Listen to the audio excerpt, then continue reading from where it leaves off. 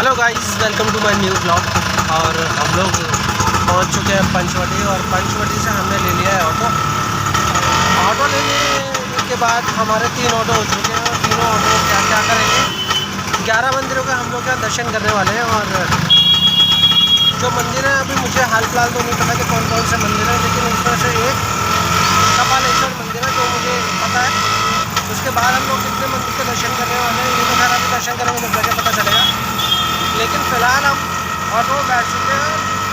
यहाँ से ऑटो वाले ने एक ऑटो का 400 रुपये दिया है मेरे ख्याल, और दर्शन कराएगा पूरे 11 मंदिर। चलो चलते हैं और देखते हैं। ये हम ऑटो में बैठ चुके हैं, ये आगे यहाँ पे हम हमारे बैठे हुए हैं, ये यहाँ बैठे हुए हैं, ये साइड में बैठे हुए हैं। और ऑटो की आवाज़ बहुत ही ज़्यादा आपको आ रही होगी। हो सकता है कि इसका जो साइलेंसर है वो ज़्यादा कुछ फटर फटर कर रहा है, आपको शायद मेरा साउंड भी कम आए। हो सकता है नॉइज़ वगैरह भी ज़्यादा आ सकती है आपको, लेकिन मैं पूरी कोशिश करूँगा कि आपको ये नॉइज़ वगैरह थोड़ी कम आए। ये यहाँ पर है सीता माता का मंदिर, और सीता माता का मंदिर का इकलौता मंदिर बताते हैं यहाँ पर जितने भी लोग बैठे हैं। 12 बजे यहाँ से माता का हरण हुआ था, सीता अर्जुन की जगह। ये मंदिर पीछे था पुराना, इस जगह पे नया मंदिर का निर्माण चालू है, इसलिए मूर्ति आगे रखी है। शांति से दर्शन करो, चित्रामृत को मनोकामना मान लो। सीता माता है, राजा रावण। अभी मंदिर बन रहा है। हमने सीता माता मंदिर का पहले मंदिर का हमने दर्शन किया है, और यहाँ पर मूर्ति जो रखी है वो सबसे पुरानी मूर्ति रखी है। हालांकि बता रहे हैं कि पीछे नया मंदिर बन रहा है जिसमें इसी मूर्ति को स्थापित किया जाएगा। तो फिलहाल तो हमने पहला मंदिर के दर्शन कर लिए, अब आगे देखते हैं कितने मंदिर के दर्शन और होने वाले हैं। यहाँ इस मंदिर में बताते हैं कि 11.5 फुट इंच की मूर्ति है हनुमान जी की, और 5000 साल पुरानी। तो और वीडियो लेने से तो मना कर दिया पंडित जी ने, लेकिन उन्होंने एक चीज़ बताई कि भाई 5100 साल पुरानी यहाँ पर मूर्ति, और 11.5 फुट की ऊंचाई वाली मूर्ति है। और ये जो यहाँ प्रकट हुए थे किसी कांटे के झाड़ के नीचे प्रकट हुए थे, जिसकी वजह से, और दूसरी वजह इनकी ये भी थी प्रकट होने की कि यहाँ पर ये जो पांडवों की रक्षा करने के लिए ये लोग सॉरी हनुमान जी ने अपना जो है रूप धारण किया था।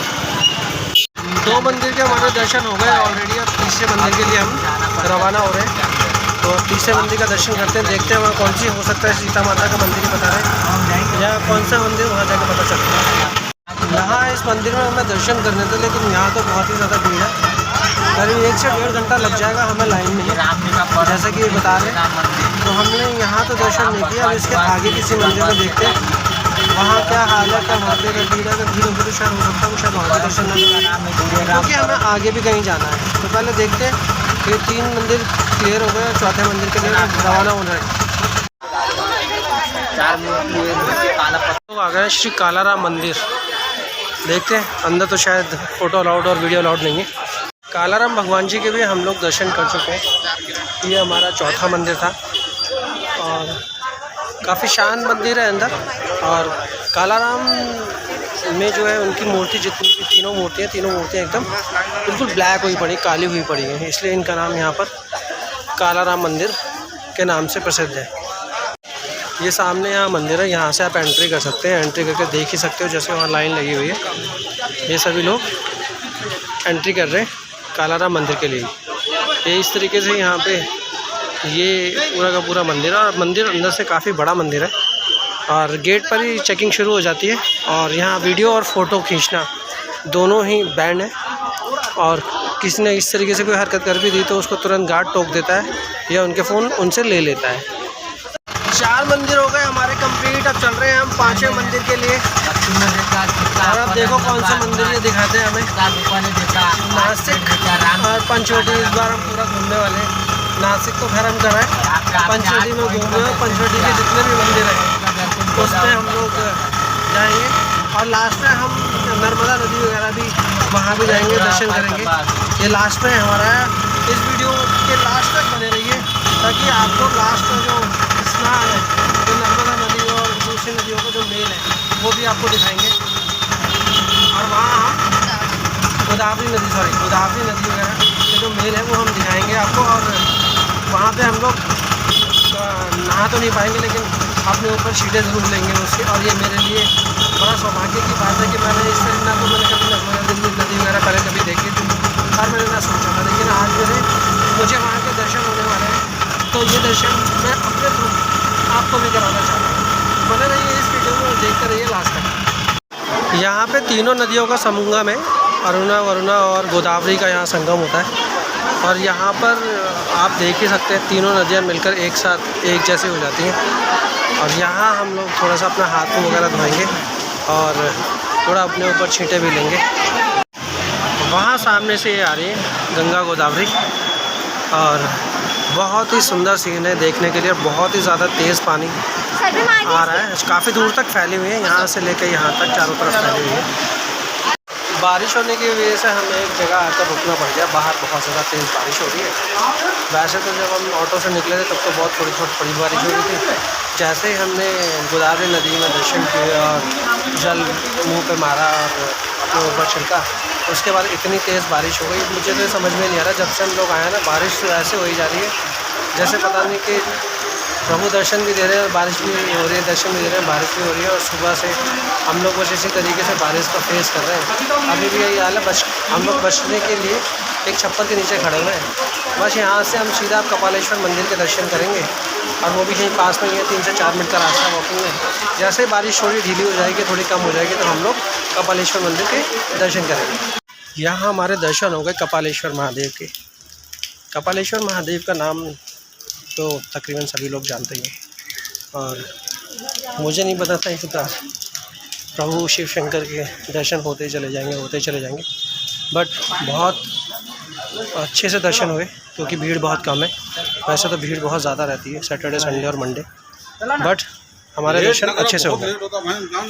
उसके लिए प्रभु का धन्यवाद। वो नीचे से लोग ऊपर की तरफ आते हैं, काफ़ी सारी सीढ़ियाँ हैं, लेकिन आसान है, ज़्यादा ऊंचाई पर भी नहीं है, लेकिन सीढ़ियाँ तो फिर भी चढ़नी पड़ती हैं। 40 से 50 सीढ़ियों के आसपास है और यहाँ से यहाँ तक पहुँचते हैं। बस पहुँचने के बाद सीधा हम पहुँचेंगे कपालेश्वर मंदिर के पास। तो ये है संस्थान श्री कपालेश्वर मंदिर, पंचवटी, नासिक। तो यहाँ से चलते हैं आगे की तरफ। अब तक हमने यहाँ 4 से 5 मंदिर के दर्शन कराए। वैसे तो ऑटो वालों ने कहा था कि भाई 10 से 11 मंदिर कराएंगे, लेकिन उन्होंने बेवकूफ़ काट दिया हमारा। सिर्फ 4 मंदिर के दर्शन कराए और 11 मंदिर के पैसे ले लिए। मतलब एक ऑटो नहीं, 4 मुख्य, बाकी तो वो उसने ऑटो में ही करा दिया, उसने और कुछ कराया नहीं। तो हम 3 ऑटो वालों ने हम 14 लोगों का बेवकूफ़ काट दिया। खैर अच्छी बात है, कटने भी चाहिए, ज़्यादा लोग हैं ना इसलिए। और अब हम लोग यहाँ से जा रहे हैं कृष्णेश्वर महादेव के यहाँ, ज्योतिर्लिंग है। यहाँ से हमें 2 से 2.5 घंटे लगेंगे पहुँचने में। और बस वहाँ के दर्शन करने के बाद हम सीधा फिर जाएंगे शिरडी के लिए। तो एक तो त्र्यंबकेश्वर भोले के हम दर्शन करके आए, एक हम यहाँ कपालेश्वर मंदिर है, ये तो शिवलिंग है। बट अब हम जा रहे हैं कृष्णेश्वर मंदिर जो ज्योतिर्लिंग है। तो अगर उनके भी दर्शन हमें हो जाते हैं तो मेरी लाइफ के पहले 2 ज्योतिर्लिंग के दर्शन मुझे हो जाएंगे। टोटल 12 हैं, जिसमें से 2 हो जाते हैं तो 10 बचते हैं। भविष्य में रहा और ऊपर वाले की कृपा दृष्टि रही तो हो सकता है शायद वो भी हो जाए, लेकिन फ़िलहाल ये दूसरा कर लेते हैं। बारिश बाहर बहुत ज़्यादा तेज़ हो गई है, अब बीच में भी भीग गए बारिश में। तो हम लोग चल रहे हैं अब सीधा कृष्णेश्वर मंदिर के लिए। बीच में देखेंगे भूख लगने लगी है, खाना खाएँगे थोड़ा सा और चाय नाश्ता करेंगे। तो फ़िलहाल तो इतना ही होगा ताकि हम आगे कुछ और दिमाग चला सकें, थोड़ा और देर तक बैठे रहे ताकि हमें ज़्यादा थकावट ना हो, क्योंकि खाना बहुत ज़रूरी है हमारे लिए। तो खाना खा के फिर हम लोग निकलेंगे आगे। फिलहाल हम सिटी से बाहर निकलने की कोशिश कर रहे हैं। सिटी से बाहर जब हम लोग निकल जाएंगे उसके बाद ही हम चाय नाश्ता करेंगे। तो चलो पहले सिटी से बाहर निकलते हैं। बारिश फिर से स्टार्ट हो गई, अभी थोड़ी देर पहले बंद हुई थी और फिर दोबारा से स्टार्ट हो गई बारिश। तो मुझे लगता नहीं है कि पूरे दिन में आज कहीं बारिश रुकेगी, थोड़ी बहुत रुकेगी फिर चालू, थोड़ी बहुत रुकेगी फिर चालू। मुझे लगता है जब तक हम अपने जहाँ हमने रूम्स लिए हुए हैं वहाँ पहुँचेंगे तब तक बारिश रहेगी। और ये जो बादल हुए पड़े हैं, मुझे इससे उम्मीद नहीं है कि भाई कहीं बारिश रुकने के थोड़े बहुत भी चांसेस होंगे। बारिश तो चलती ही रहेगी। बारिश फिर से तेज़ हो गई और इस बार कुछ ज़्यादा ही तेज़ है। अरे बाप रे, बाइक वाले तो सब भीग जाएंगे। वैसे उन लोगों ने, जितने भी 2 व्हीलर्स वाले यहाँ लोगों ने बाइक वाटर फाइटर पहन रखा है, यानी रेनकोट डाल रखे हैं सब ने। मोस्टली इसका मतलब लोगों को ज़्यादातर पता ही होता है कि हाँ भाई यहाँ बारिश ज़्यादा ही होती है इसलिए इन दिनों, तो इसलिए लोगों ने ये वाटर फाइटर ले रखे हैं। देखो ये इसने ही पहन रखा है, उसने आगे नहीं पहन रखा है।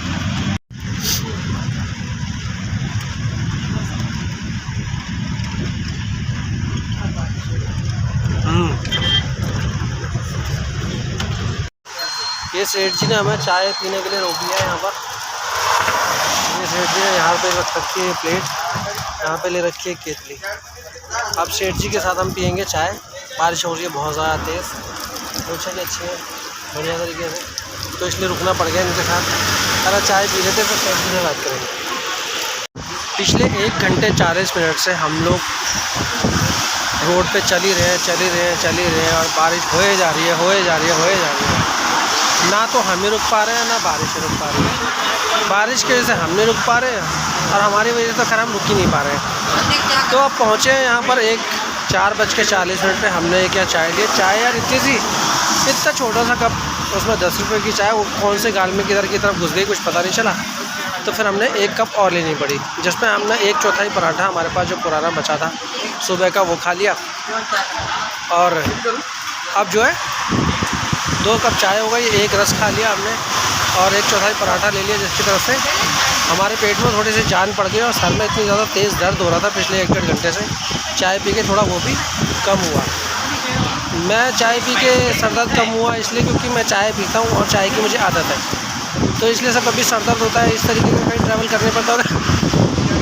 अगर मैं चाय पी लेता हूँ तो मैं ठीक हो जाता हूँ।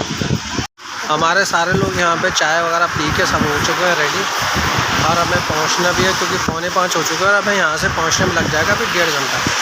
अभी भी कुछ लोग लगे ही हुए हैं खाने पीने के लिए। ये लोग शायद अभी लेट मिली इन लोगों को चाय।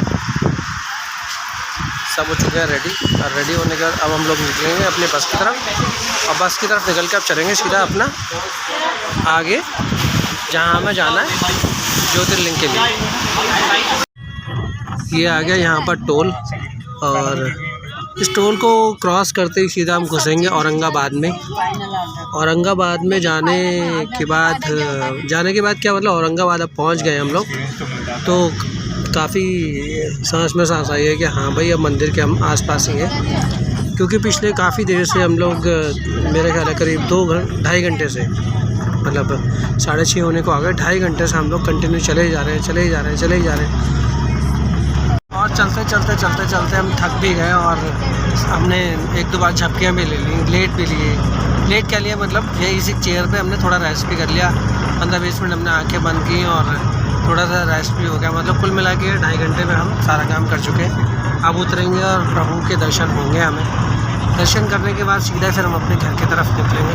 पहले तो बहुत ज़्यादा ज़रूरी जो है वो दर्शन ही है, दर्शन हो जाए। प्रभु ने हमें अगर बुलाया है तो शायद दर्शन भी हमें ज़रूर देंगे। बस इसी चीज़ के लिए आएंगे, दर्शन हो जाए बस। समझ लो हमारा ये जितने किलोमीटर भी हम लोग चलते चले आए हैं वो हमारा सब सफल हो जाएगा। लो जी, पहुंच गए हम फाइनली अपना घुश्नेश्वर औरंगाबाद, जहां हमें ज्योतिर्लिंग के दर्शन करने हैं। सब लोग धीरे धीरे उतर ही रहे हैं। अब हम चलते हैं पहले आगे। यहाँ मंदिर में हम लोग सामने पहुँच ही गए। मुझे लगता है ये सामने वाला ही मंदिर है जिसमें हमें जाना है, या हो सकता है इसके आगे होगा। वो तो जाने के बाद ही हमें पता चलेगा कि कौन सा मंदिर है। हमारे साथ में केशव सर हैं जो हमारे साथ स्टार्टिंग से ही चल रहे हैं शिरडी से, और इन्होंने काफ़ी ज़्यादा हेल्प की है हमारी यहाँ तक पहुँचने की, मंदिर में दिखाने की। और पिछले 2-2.5 घंटे से बिल्कुल फ्रंट पे ऐसे जमे हुए हैं जैसे एकदम सीमेंट की तरह जमाते थे ना, ऐसे करके सिर्फ हमारे लिए इन्होंने इतनी ज़्यादा मेहनत की है। तो इनके लिए मैं ऊपर वाले से तो खैर दुआ करूँगा मेरी तरफ से भी। आपको स्पेशली धन्यवाद साहब। तो यहाँ हम लोग एंट्री करेंगे घुश्नेश्वर भोले का दर्शन करने के लिए। भाई जैसे तैसे करके पहुँच गए। बड़ा टफ रास्ता लग रहा था, ऐसा लंबा रास्ता लग रहा था कि पूछो मत, बुरा ही हाल चल रहा था। लेकिन हाँ, यहाँ आने के बाद ना हम लोगों में थोड़ी और हिम्मत आ गई कि हाँ भाई हम दर्शन करने के लिए पहुँच ही गए। भाई ज्योतिर्लिंग के दर्शन करना आसान नहीं है, बड़े मुश्किल के काम है, लेकिन फिर भी भोले शंकर ने इस मुश्किल का थोड़ा आसान कर दिया और हम यहाँ तक पहुँच ही गए। मंदिर में तो खैर फ़ोन वगैरह अलाउड नहीं है, बट मैं यहाँ पूरी कोशिश करूँगा कि जहाँ तक वीडियो बना सकता हूँ वहाँ तक तो मैं बनाऊँगा ही।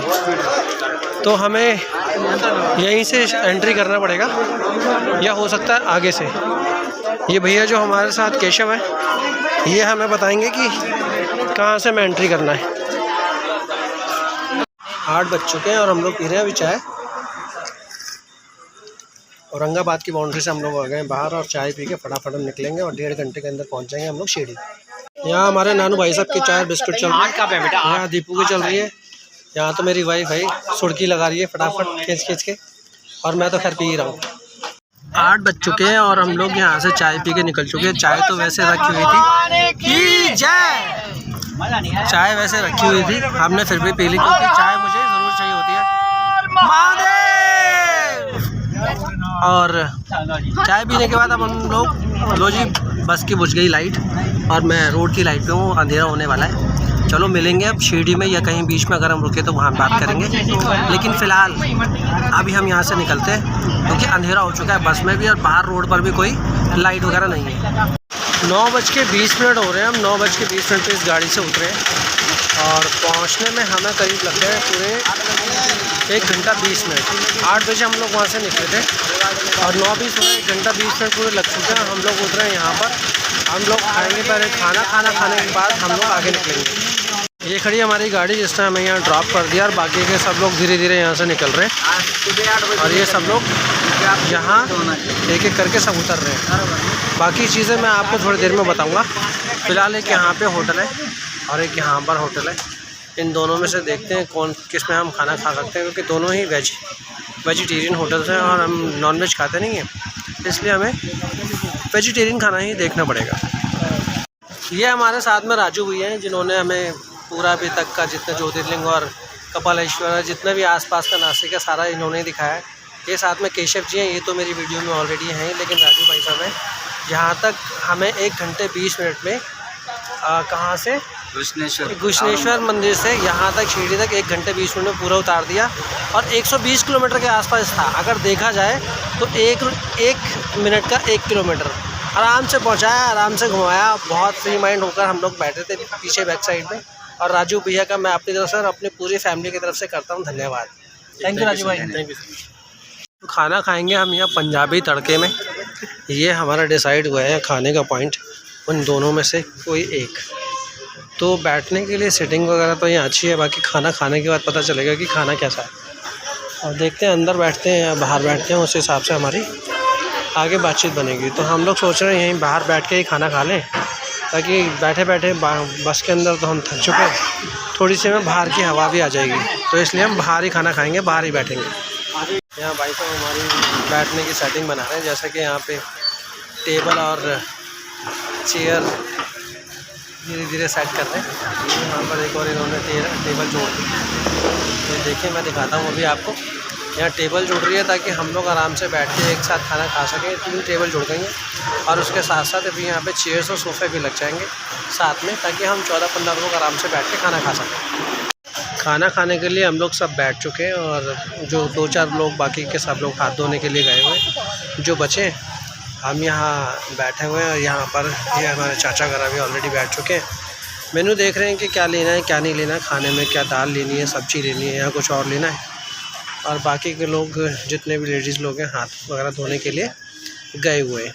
तो बस 5 से 7 मिनट में अपना खाने का ऑर्डर हो जाएगा और खाने का ऑर्डर होने के बाद अपना खाना पीना खा के बस यहीं पास में हमें वॉकिंग डिस्टेंस 7 से 8 मिनट में हम जहाँ रुके हुए हैं वहाँ पहुँच जाएंगे। यहाँ सब लोग अपनी एडजस्टमेंट बनाने में लगे हुए हैं कि कहाँ बैठना है, किसको बैठना है, अंदर बैठना है, बाहर बैठना है। फ़िलहाल ये अपना एक्सटीरियर इसका जहाँ पर हम लोग बैठे हुए हैं वो सामने मूर्ति लगी हुई है ओम साई राम की।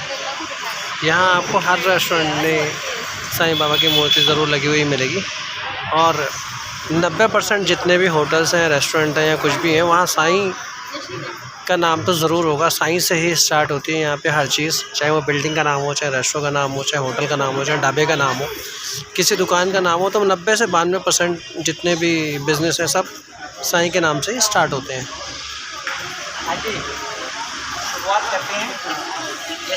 खाना हो गया हमारा सारा कंप्लीट और टाइम हो रहा है करीब 10 बज के 10 बज चुके हैं, 10 भी क्यों बज चुके हैं, 10:25 हो गए। और खाना हम सारा यहाँ साफ़ कर चुके हैं, प्लेटें सारी साफ़ हो चुकी हैं, बस 2 लोग बचे हैं जो खाना खा रहे हैं।